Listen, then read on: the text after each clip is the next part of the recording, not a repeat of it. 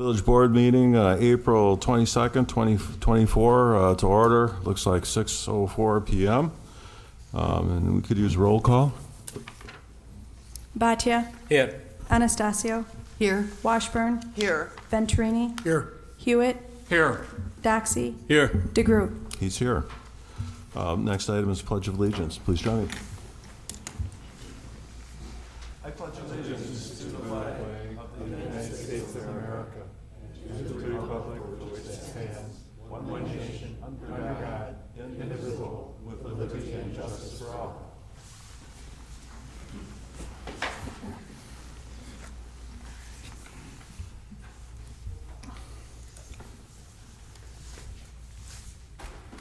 So the first item on our agenda is the proclamation for Mount Pleasant Police Chief Matt Sones. If Chief Sones would like to come up to the podium.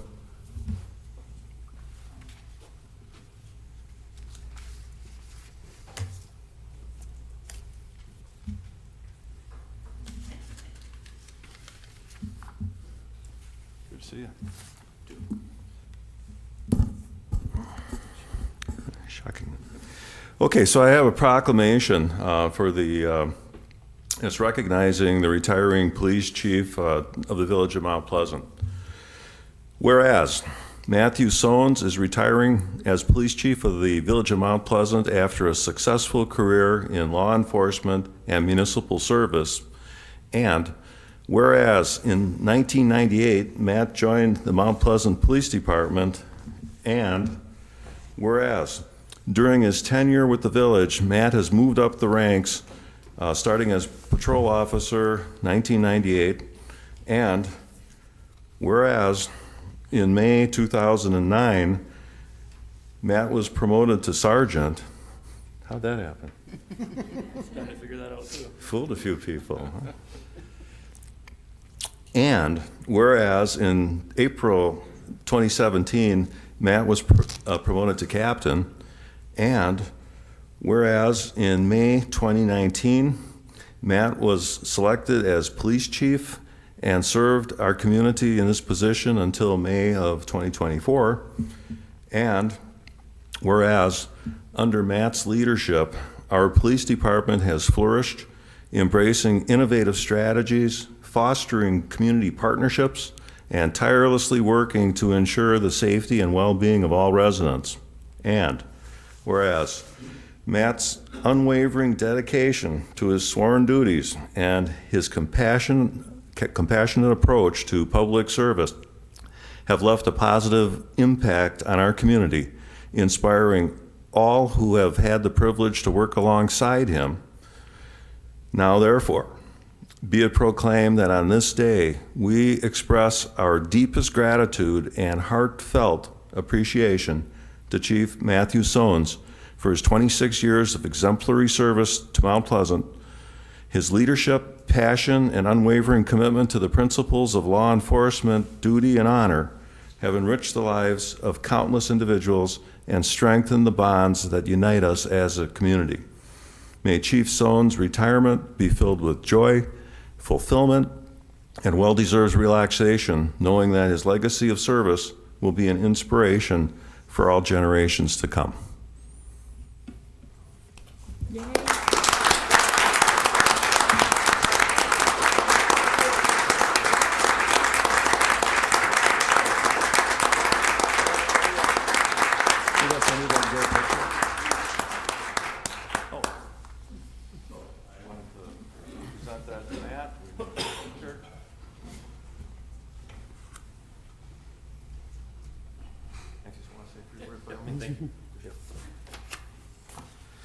Just a couple of things real quick.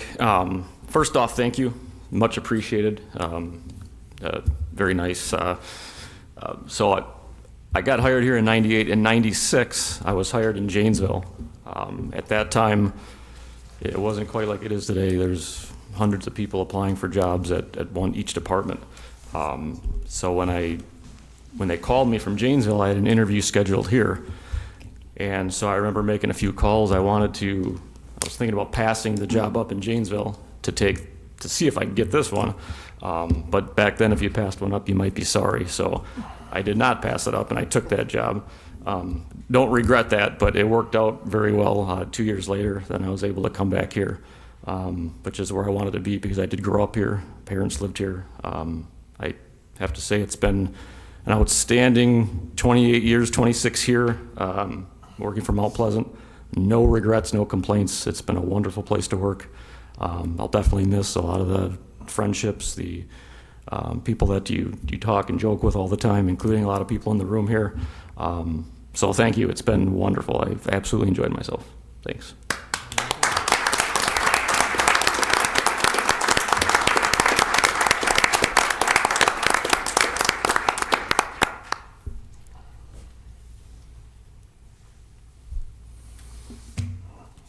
And again, thank you, Matt, and to a good retirement. Speaking of Matt, I'd like to recognize Matt Prohaska. He has a few things that he'd like to say about our Mount Pleasant Music Festival.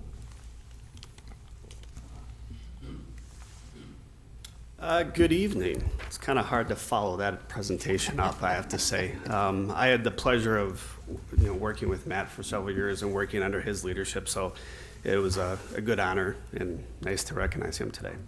For those in the audience, my name is Matt Prohaska. I'm the tourism manager for the Village of Mount Pleasant.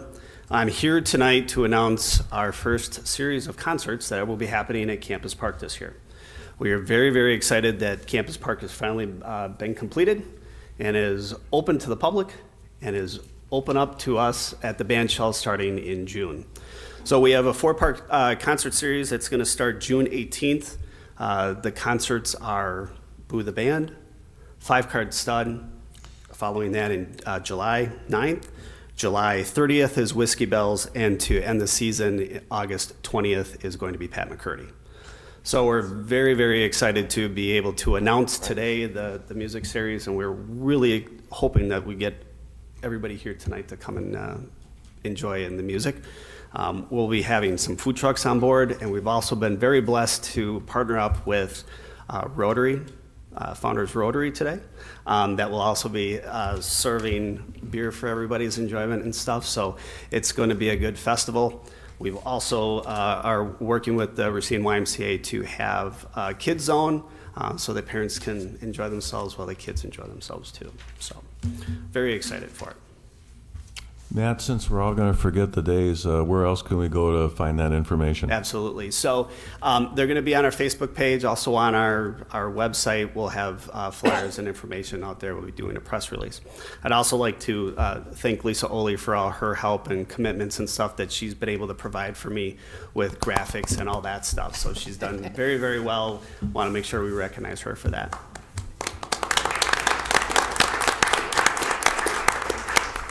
Mr. Prohaska, you have a special guest with you this evening. Could you please introduce us to a future village president? I do tonight. So, as she's embarrassed, this is my daughter, Finley. So, would you like to come up? Do that. So, this is my daughter, Finley. She's actually has attended many of things throughout the years with us and will definitely be a true help for all of us as this concert series comes up. So, I appreciate all her efforts, too. Thanks, Finley. So we look forward to it, guys. Enjoy. Thank you, Matt. Item 3 is Finance Director, and I'd like Administrator Murphy to speak. Yes, we are so lucky. We looked high and low throughout the entire state of Wisconsin for our next finance director, and little did we know she was right next door in the village of Caledonia. I think you all know I sent out a weekly memo to you about Kathy Casper, if you could please stand. Kathy's background is impeccable as a finance director, probably one of the top in the state. She comes with a background of roughly 19 years with the city of Racine, started as an accountant, there's a joke there, but I'm not going to make it. And then 9 years in progressively responsible positions with the city of Racine, and then joining the Village of Caledonia staff as their finance director roughly 5 or 6 years ago. 5 years. Spent the last couple of years as the administrator. For those of you that don't know, this job that I'm in is very difficult, so she's gladly returning back to finance director job. I might be the deputy administrator maybe by the end of the year because this job is extremely difficult. We are so lucky to have Kathy join this staff. So the core staff under my tenure, as I'm about to retire, I get to talk about this. But this core staff we're leaving behind you are Chris Smith as your village attorney, probably one of my finest hires. Another one of my finest hires was Mary Cole, our human resources director, and of course, the next village administrator is Tammy Simons. So what a great crew to leave behind as a legacy for this village. That is your core team. Thank you all and welcome, Kathy. We are thrilled to have you here. Absolutely.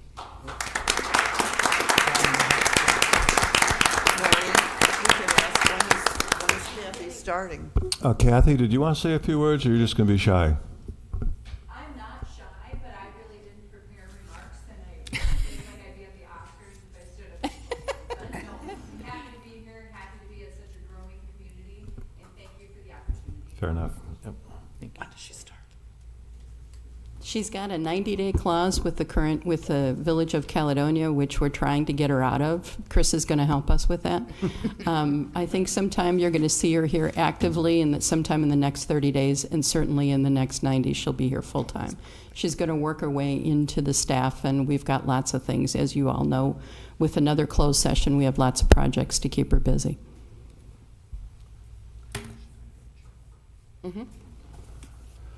Okay, next item on the agenda, we have more proclaiming to do. So if Jill Firkus would like to join me at the podium, we have a proclamation declaring the week of May 5th as Professional Municipal Clerks Week.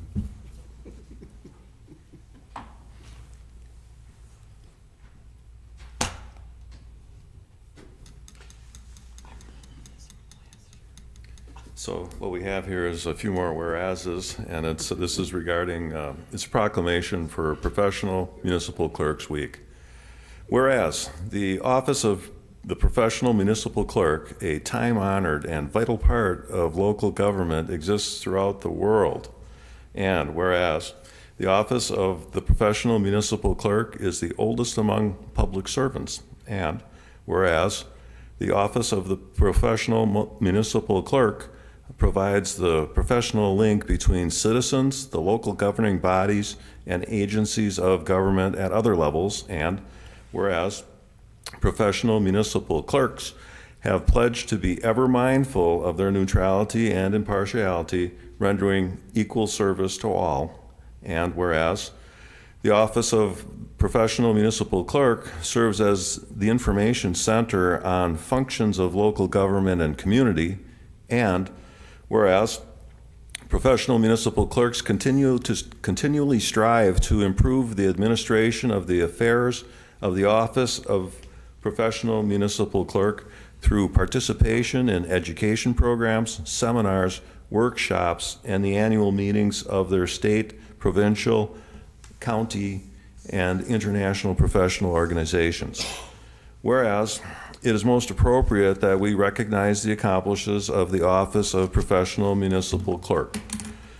Now, therefore, the village board of the Village of Mount Pleasant do hereby proclaim the week of May 5th through May 11th, 2024 as Professional Municipal Clerks Week in the Village of Mount Pleasant, and further extend appreciation to our village clerk and her designated staff for the vital services that they perform and their exemplary dedication to our community. So on behalf of the board and our staff, congratulations.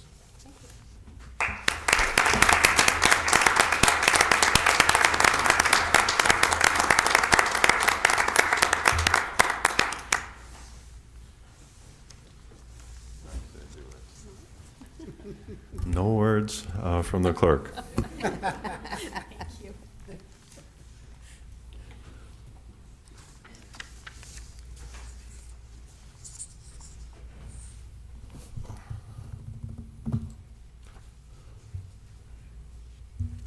Okay, so let's carry on. Public comment. Members of the public are welcome to provide comments on any matter. Please listen for the president to recognize you. State your name and address for the public record. Comments are limited to 3 minutes. We've got a few people signed up for public comment. Can I hear from Kathy DeVerney? I'd actually like to hear from you first.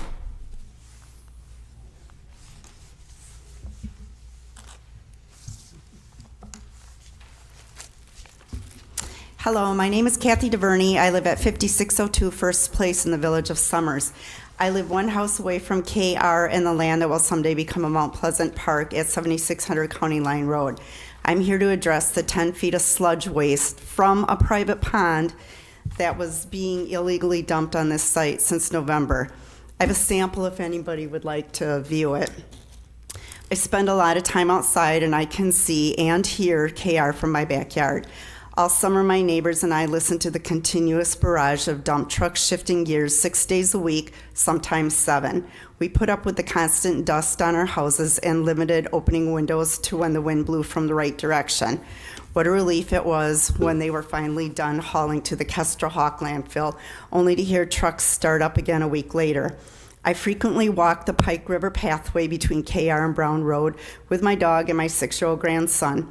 We have seen an array of wildlife come back to this area, including deer, coyotes, fox, raccoons, migrating birds, blue heron, sandhill cranes, and even bald eagles. In the spring, we watch the prairie flowers come alive and listen to the songs of the peeper frogs, a sound that I haven't heard for years. My dog swims and drinks water from the ponds along the trail, and my grandson plays on the dirt hills adjacent to what is now a hazardous waste dump site. Since its construction, I've noticed more and more people enjoying the pathway and the surrounding area, both walking and biking. Said park was meant to be a place for people to gather and kids to play, not a dumping ground for materials that could one day affect the lives of both humans and wildlife. Also, has anyone considered what effect the sludge may have on our well water? We still have well water. The damage is already done. Spreading the sludge waste over the surrounding area is not a solution, nor is hauling it away only to contaminate a new area and create another round of contaminated dust for those of us living nearby and those using the bike path to breathe again. Now's the time to do the right thing and design a way to encapsulate the sludge waste and pitch the land around the dumping site so that water runoff drains appropriately and not into the Pike River. You've worked so hard along with the conservationists from the Pike River Project to bring the Pike River back to life. I ask you, why would you want to recontaminate it? I guess that's all I have, but happy Earth Day, everybody. Thank you. Okay, can we hear from Leslie May?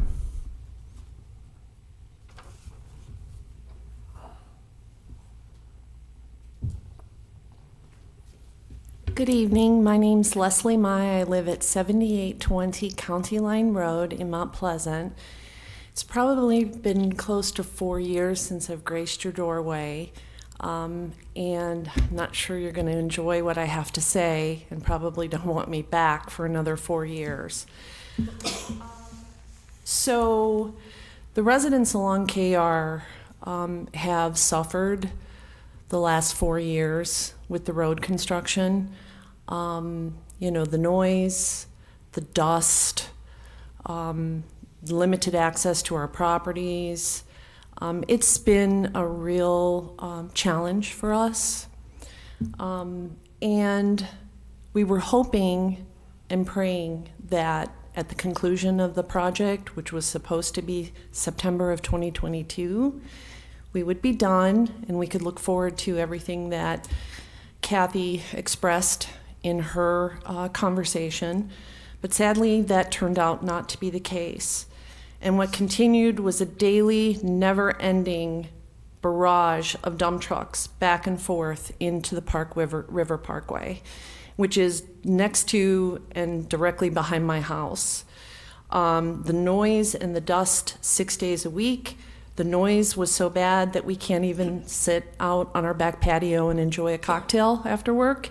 It's just so loud. However, I continued to be a good citizen and keep my head down and not complain.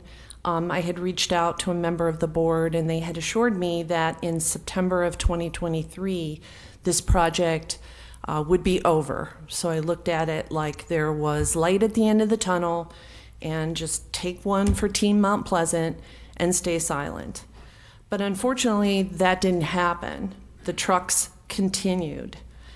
My home, both the interior ductwork and the exterior of my log cabin home, is filthy. My windows are so dirty, you can't see out of them. And I've been just waiting for all of these trucks to stop because it doesn't behoove me to pay big dollars for someone to come out and clean all the windows in my 2-story home if you're just going to continue with all this truck work and all of this dust. Somebody needs to be held responsible and help out the residents of Mount Pleasant with our homes, the filth. We didn't bring that on ourselves. We made a lot of sacrifices, and I'm looking for some help with that. In conclusion, it was brought to my attention through a contact from an environmental group of people that someone or somebody has been dumping pond muck into an area in the Pike River Parkway directly behind my home. The source is reported to be Pleasant Valley Lake, which is a pond in a private subdivision far from my home. I actually toured the dump site yesterday with this group of people, and now the muddy, murky paw prints that I found on my back patio that are from wildlife that come down into my property that started appearing last fall sort of makes sense. They must be walking through this muck and then bringing it down onto my patio. So it's very concerning to me that the Pike River Parkway now appears to be being used as a landfill. I was honestly shocked and flabbergasted by what I witnessed yesterday. What appears to be acres of this pond muck, in some places 10 feet deep, spread out in a haphazard fashion with no proper runoff or containment. The silt fences that were put up, I don't even know how long ago, are for the most part gone. Troughs of this material are running downhill toward the retention pond directly behind my house. I mean, you can see it. I'm also being told that this muck contains pesticides, including ones banned in 1972. Our well likely feeds off that property. I don't want to get sick, and I don't want to die. This needs to be mitigated, and mitigated now before someone gets sick. I'm really scared, and I'm looking to the village for mitigation of this issue. Thank you.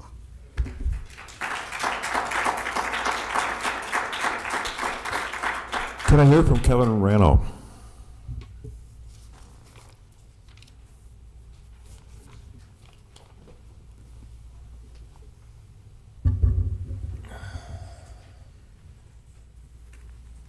Kevin Rano, 5621 First Street, Summers.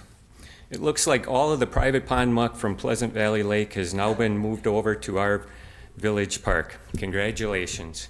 You've just let them turn their pond waste problem into your pond waste problem. But this should not be your primary concern. I'm here to share some painful truth. You are being taken advantage of, but you don't need to be. It appears that a high-ranking Village of Mount Pleasant official has taken a substantial personal financial benefit when it was their contractor who dumped the pond waste on village land for free, without permission, and without a contract. Then the official and their contractor convinced your appeals board to overrule long-standing engineering policy and accept it, plus allow work to continue again this spring. I've been aware of this conflict of interest since just after the project started last November, and had hoped for a confidential resolution, which did not occur. I read the Village Code of Ethics, which you all probably signed. There appears to have been several blatant violations. This official had many milestones early on and along the way when they could have stopped, corrected, and did the right thing. They chose not to, and even made an outright request to your appeals board for personal and HOA financial gain. The board either felt pressured or missed the obvious red flag of the ethics violations and made things worse. Don't take my word for it. listened to the audio of the January 17 appeal meeting. I welcome all questions. Since the village board is now aware of this, you need to take action. It should not be tolerated. There are remedies. I'm sure that HR and legal, along with the board, will need to be involved with your village president, who is the one who took significant advantage of village resources for personal gain. This is a very serious matter.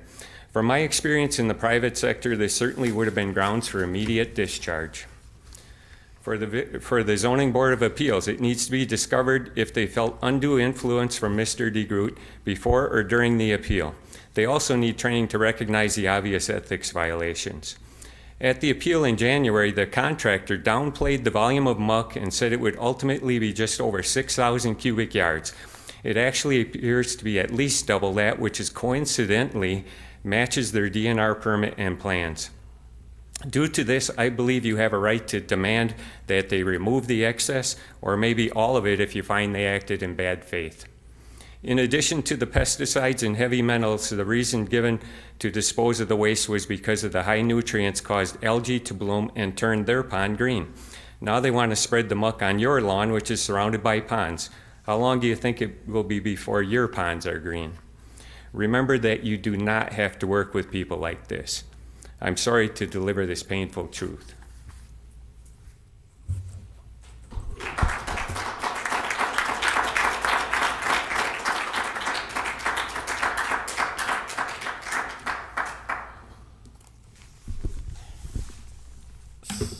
So, Mr. President, so all of these people that have come tonight, obviously Kevin and I have known each other for a long time. These are all my neighbors. I took Trustee Boccia to the site after Kevin's last appearance. Trustee Boccia had some questions and didn't quite understand kind of all of what was going where. And I also have had an opportunity to talk to Tony Byer about the situation. In other words, my question to Tony was, you know, Kevin is alluding to all sorts of issues with silt fence and erosion control. It's a village park. Is the village going out there? And Tony can answer for himself, but he told me that yes, he has his erosion control inspectors going out there. The Zoning Board of Appeals has taken this somewhat out of our hands in terms of permission. The contract was with Oaks Brothers through the Kestrel Hawk Project, is my understanding of the legality of it, and the permits were written to Oaks as well. I'm glad that the trucking's over, but I also recognize that I see the other trucks going by our house, my house, our houses, on a daily basis. The construction project on Green Bay Road, they're running their trucks for stone back and forth, back and forth. They're not turning off in front of Kevin's house, as he's right across from the park. So I feel very conflicted about this. I've been in construction for a long time, myself. In fact, that's how Kevin and I met. I went to a meeting for a project that I was working on for We Energy's design. And Kevin introduced himself to me and said, hi neighbor. And I looked at him and said, well, who the heck are you? But since then, our kids were the same age. We've known each other a long time. Kevin is an engineer. He's a very smart man. He's worked in construction a long time as well. At a much higher level than I have, I would say as well, in the gas side at We Energies. So I have a lot of respect for what Kevin says, and I have a lot of respect for my neighbors and what we've all been through in losing our front yards, in losing our setbacks, in putting up with the dust. I haven't had my ductwork cleaned out yet, Leslie, but it's time. It needs to be done. But then I see the trucks going past, and not the Oaks trucks, but all of them, all the semis that go by at 5 o'clock in the morning that wake us up. And so I think that what concerns me about the park behind us and the material that was dumped there, I've seen the material. It there's so much other material under it. Understanding how water tables work and how groundwater works and well water works, I personally don't have some of the same concerns you all do. But what worries me is that park is there and it now has a lot of material on it, and it had material on it before this project started. We as a village, that park is in TIF 6. We haven't started the design work on that. As a village trustee, as a village board, we haven't started the design work on that. We have big neighborhoods being built on Green Bay Road that through their impact fees, we're going to be collecting park fees and rec fees, and we're going to work on towards designing that park. I don't see, in my personal opinion, anything that's gone on back there that's going to stop us from being able to eventually design an amazing park that will have all sorts of facilities and be as beautiful as Campus Park, and hopefully even a little different and a little more. I think the big question is, overall, is until that time comes, in my mind, what happens with that park? As of today, there's no more projects that have come to us and said, like Kestrel Hawk, we want to buy 180,000 yards of material. Knowing that a quad axle holds 20 cubic yards approximately, we knew that was a lot of truck action that was going to happen to get the material over to Kestrel Hawk in the original hauling that went on. So I guess what I think that the citizens here, the residents, need to know is, could this happen again? What if somebody comes to us and says, we need a place for material? Or somebody comes to us and says, we need some of your material. There are job sites going on all around us in Racine and Kenosha County, and some of those job sites need material. So I think that this is a discussion that we internally need to have with our village public works director, and internally for ourselves. Are we going to allow this kind of stuff to happen at all? Because right now, it could happen again. That's the way I look at it. It could happen again. It's a public park, it's public land, it has material in it that can be hauled out, and it has space to haul in. So I guess Kevin and Leslie and all of you who are my neighbors, I haven't liked the dust. I haven't liked a lot of it either, but I've accepted it. I've tried to move and add things to my house. I hope to do a lot of planting this summer. I know Leslie's done a beautiful job of building a wall in her front yard to protect ourselves against the road. But in terms of this overall project, I haven't seen it in the same way that you all have. And I think that it's done now. It was permitted through the Kestrel Hawk project, through Oaks Brothers, and the hauling's done. So I don't see, I guess all I'm saying is I understand how you feel, but I think there's a bigger question out there in terms of the future that we as a board and some of our internal departments need to answer, so that you can be assured it won't happen again, or we can know what to tell you when you come to us. Instead of you having to come on a Monday night and everyone come out of their house, and Kevin, you come in and express yourself the way you have. I don't think you want to do it. It's not comfortable for you. November, that's all I asked for was to knock out the trucks. So I think therein lies kind of the whole problem. Are the trucks knocked off forever? I don't know. I don't think any of us do right now. And it's a county trunk highway. It is a truck route.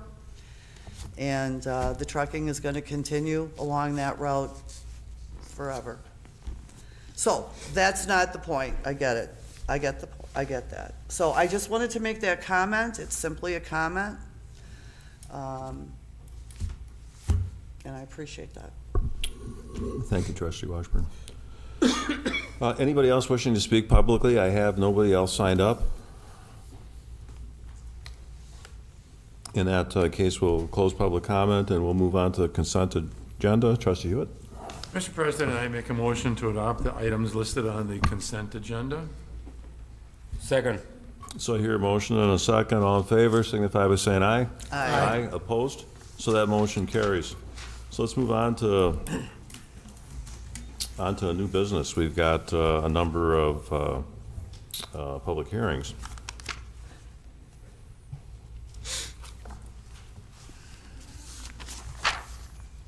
And the first one regards, where are we here? Spring Street. Ordinance 4-2024, which is 13117 Spring Street, zoning map amendment, ZMA 24-2.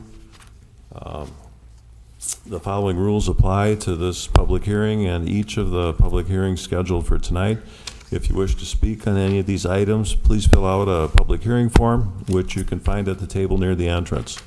Once recognized, speakers should come to the podium and identify themselves with their name and address. Please speak clearly into the microphone. Speakers must direct all discussions towards the board. I will not allow interchange between members of the audience and the speaker. Please do not interfere with nor interject comments while another person has the floor. Please keep all comments on the particular item that's before the board and no longer than 5 minutes. And finally, please turn off or mute your electronic devices. So I'd like to recognize Sam Schultz.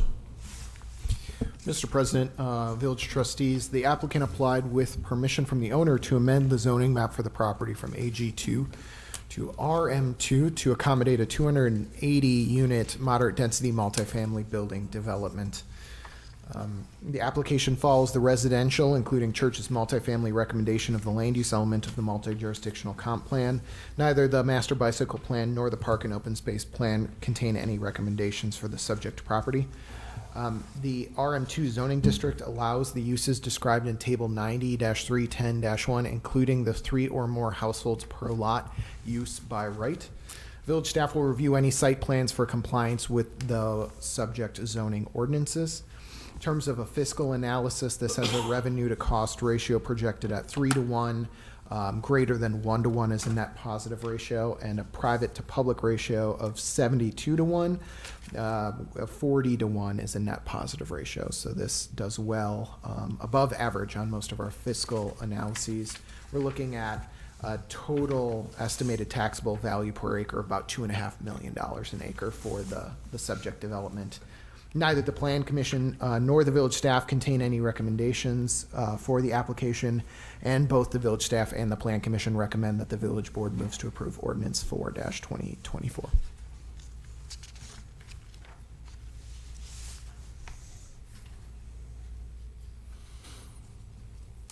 Okay, so at this point, I'll invite the public to speak on this. As far as I know, we've got nobody signed up to speak on this. Anybody wishing to speak on Ordinance 4-2024? Going once, going twice.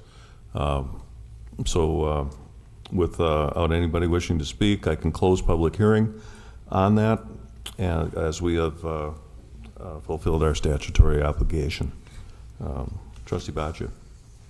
Mr. President, I make a motion to approve Ordinance 4-2024 for a zoning map amendment for 13117 Spring Street as presented. Second. So I hear a motion and a second. Any discussion regarding Ordinance 4-2024? I think this is, Mr. President, just to take a minute, at the Plan Commission, when this was presented, I think it's a great little project. It shows how much in demand our municipality is, not only from a business standpoint, but a housing standpoint. I think this is a great addition to the TIF district that it's in, TID 7. So as I said to Katie and her team from Continental Properties, when they were at the Plan Commission. Welcome to Mount Pleasant. We wish you well. We can't wait for you to break ground. And, you know, they have a beautiful building quality and look. Very, very nice appeal there within the community with amenities and pools and places for people to meet and greet. So should be a wonderful addition to our community. I echo the sentiments, the comment by trustee Washburn. We both are on the planning commission, and I echo everything. I think it's going to be a great project and a quality housing.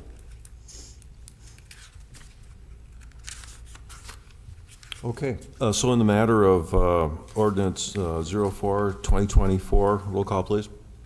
Bhatia, Aye. Anastasio, Aye. Washburn, Aye. Venturini, Aye. Hewitt, Aye. Doxy, Aye. DeGroot. Aye, the motion carries. So let's move on to the second public hearing, and this is regarding ordinance 6-2024, a proposed zoning code amendment related to commercial districts. Back to Mr. Schultz.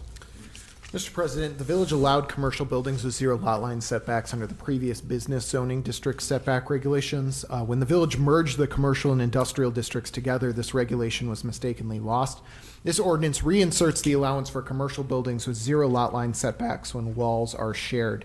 This circumstance already exists in Mount Pleasant. For example, the commercial shopping center containing Kohl's and Festival Foods contains multiple properties that share walls. The updates do not conflict with any element of the multi-jurisdictional comp plan, and the village's strategic plan states under growth the need for modern, continuously updated zoning ordinances when guiding future development applications. Should also note there are a couple grammatical cleanups within the same ordinance that just clarifies some cross-references. There's also a minor, nope, that's it. Just grammatical ones on this one. Okay, so at this point, I reopen public comment on item ordinance 6-2024. Again, we have nobody signed up for this. Anybody wishing to speak publicly on this? Going once, going twice? Not hearing from any of the public. Again, we can close the public hearing regarding that as we've again achieved our statutory obligation. Trustee Boccia. Mr. President, I make a motion to approve ordinance 6-2024, amending section 90-130 of the Village Code of Ordinances pertaining to commercial districts as presented. Second. So I hear a motion and a second. Any further discussion on this from the board? Okay. Not hearing from the board, then I'll call the question on that. Roll call, please. Bhatia, Aye. Anastasio, Aye. Washburn, Aye. Venturini, Aye. Hewitt, Aye. Doxy, Aye. DeGroot. Aye, that motion carries. So we have, last but not least, public hearing regarding ordinance 7-2024, which is a proposed zoning code amendment related to architectural standards. Back to Mr. Schultz. Last one. Since the village adopted architectural standards in October 2023, the Board of Appeals received multiple variance requests regarding the new standards.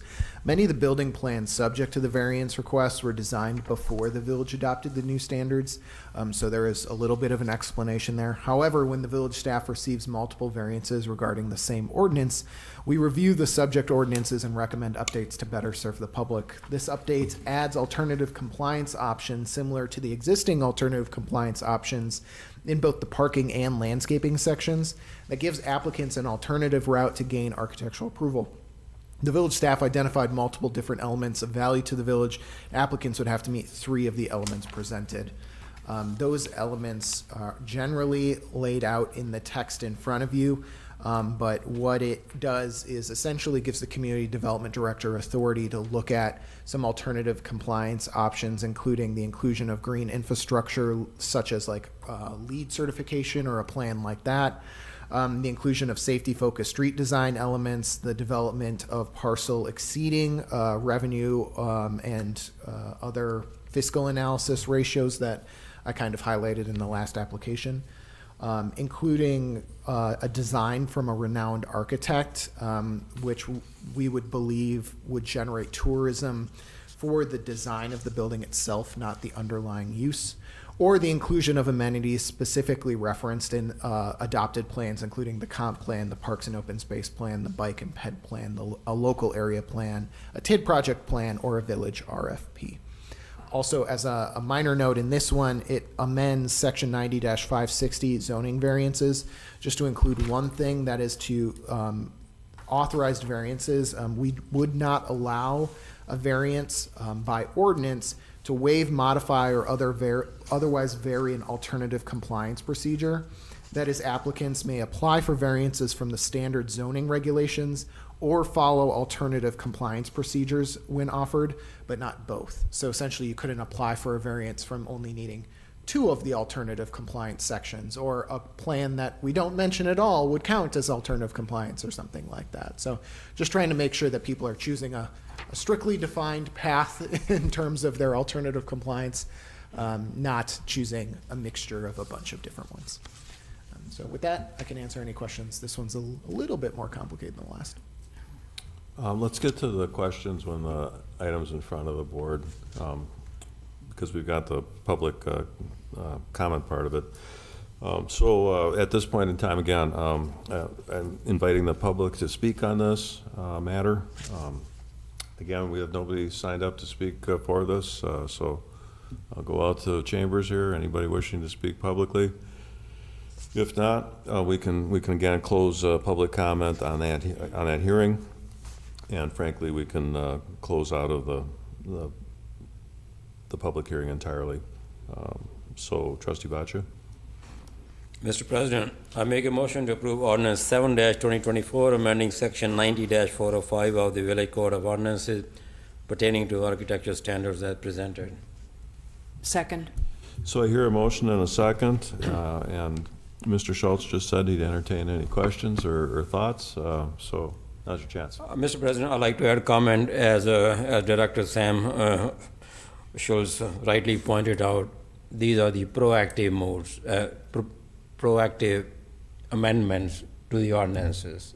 Either you hear a request from the applicant for the variances, or as you gain experience, you find out where you have to amend and I'm very pleased that under the leadership of Director Sam Schultz that this village of Mount Pleasant is always staying current with the ordinances instead of letting them pile and then kind of deal with all the variances ongoing. So, from that point of view, again, it was presented to the Planning Commission, and everyone approved that because we want to stay current and we want to make sure that our ordinances are always in compliance with the and anything that's brought to the attention of the staff, could be variances or which adds value to the village and to the applicant.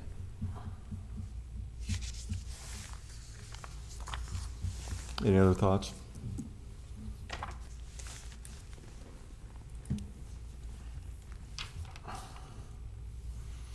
Okay, so then in the matter of Ordinance 7-2024, roll call, please. Bhatia, Aye. Anastasio, Aye. Washburn, Aye. Venturini, Aye. Hewitt, Aye. Doxey, Aye. DeGroot. Aye. Motion carries.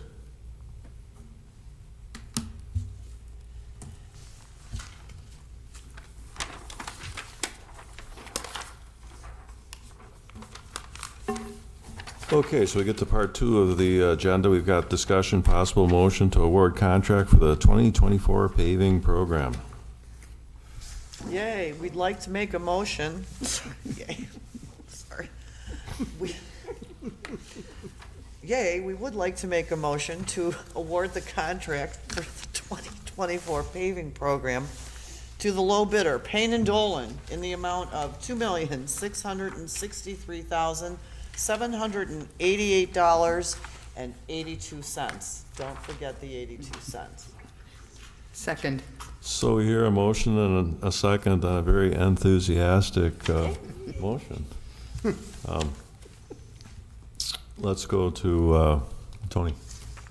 Thank you, Mr. President. So this year's program consists of about 3.6 miles of village roads. It's almost entirely made up of the resurfacing of local subdivision roadways. We opened bids on April 10th. We received 3 bids, which is typical. We typically either get 2 or 3 for a road project like this. Bids came in very favorable. As you can see, the low bidder was just above 2.66 million, and our engineer's estimate was just above 3.24 million. So very good numbers. In your summary, you can see the breakdown between roads, utilities, and then there's also developer costs that are included. So, again, very good numbers. If anyone has any questions, otherwise we recommend award. Are there any? Mr. President, I do have a question. Tony, I do have a question. On your line item, section 10, lift station access, is that for TID 6? No, that is off of Airline Road. Oh, that's the airline road access. It's a gravel driveway in the middle of a farm field that's typically gets rutted up by the farmer's equipment, and it's a maintenance headache for us that we just want to get a surface on it. I was just wondering if it was KR, then we could tell the neighbors that we would have a little bit more of a, less of a dust problem, but maybe next year, right? Yes. Okay. All right, thank you. That's all I had. Good save.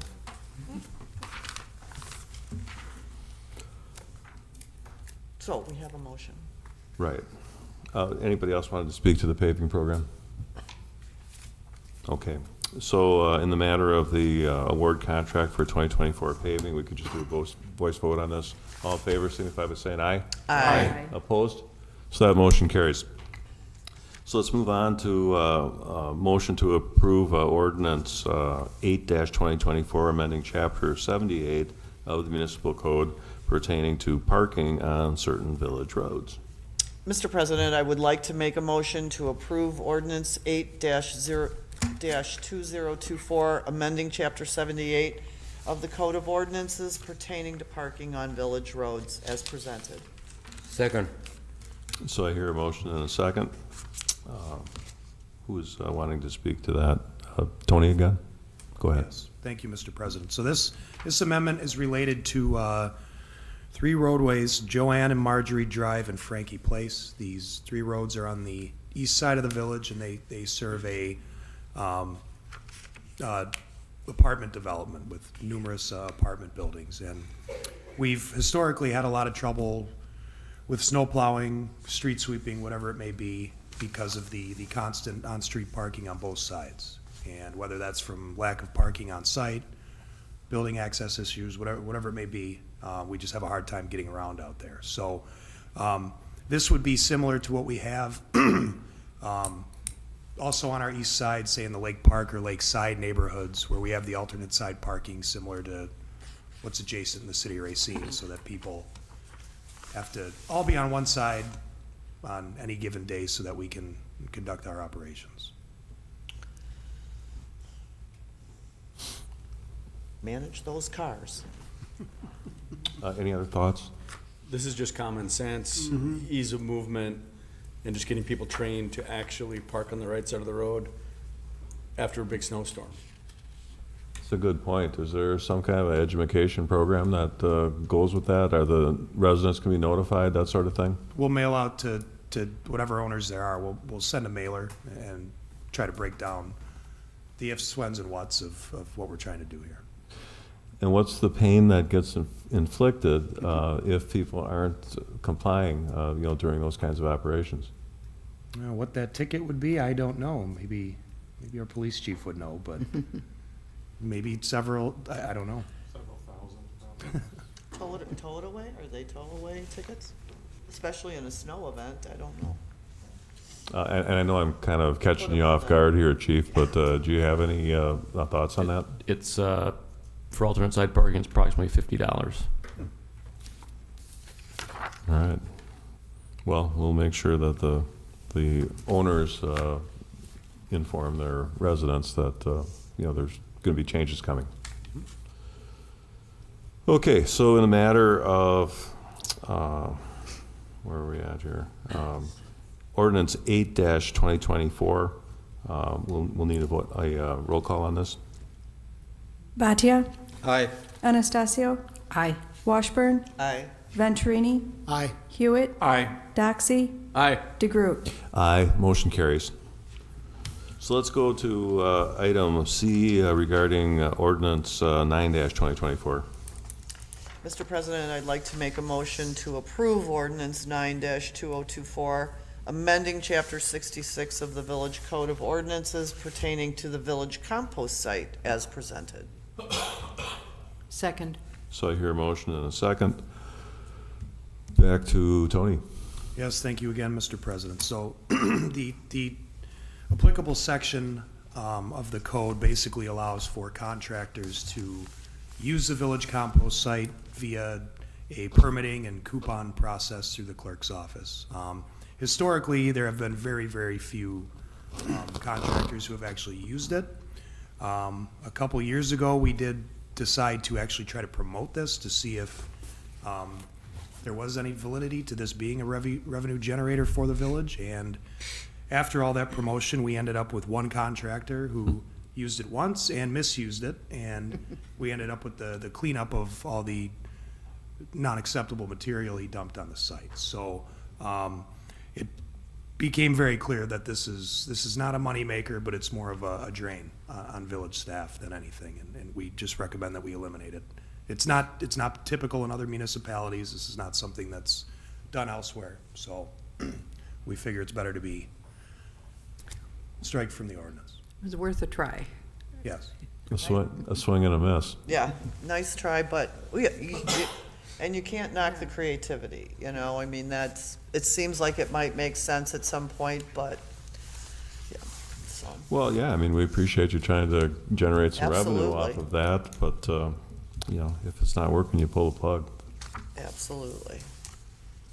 So regarding Ordinance 9-2024, roll call, please. Bhatia, Aye. Anastasio, Aye. Washburn, Aye. Venturini, Aye. Hewitt, Aye. Doxy, Aye. DeGroot. Aye, motion carries. So we've got tourism-related stuff, discussion, possible motion, Ordinance 5-2024. Trustee Venturini. Mr. President, I make a motion to approve Ordinance 5-2024, amending Section 2-321 of the Village Municipal Code pertaining to room tax. Second.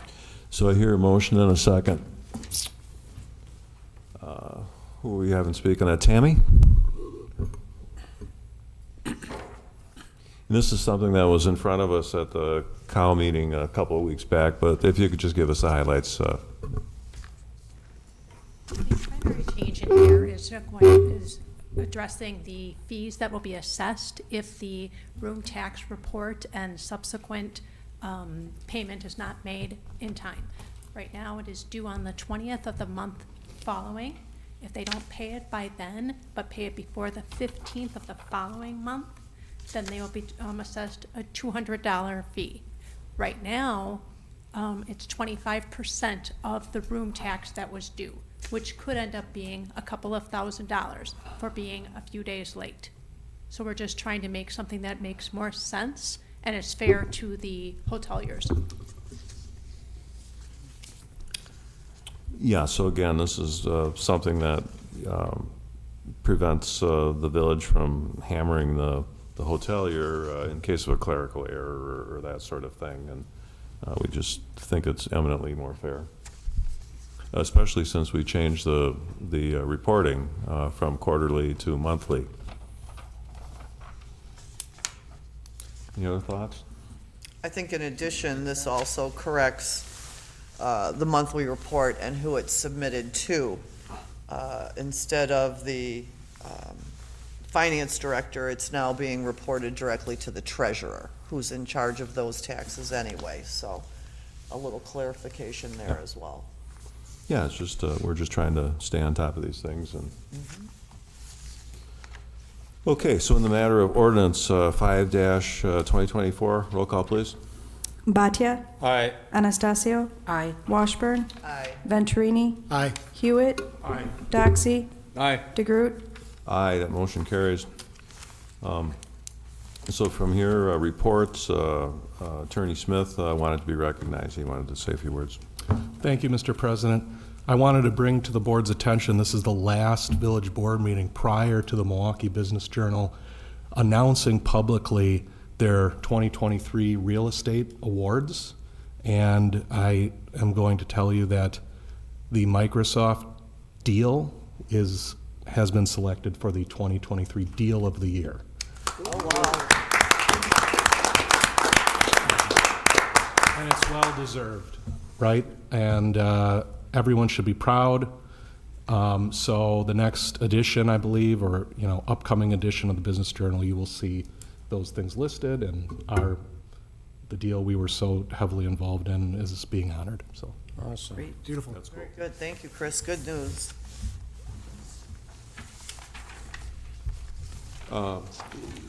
Unless anybody else had anything to report, we got one last motion. Motion to adjourn, Mr. President. Second. All in favor, signify by saying aye. Aye. Aye. Opposed? We stand adjourned. Thank you very much.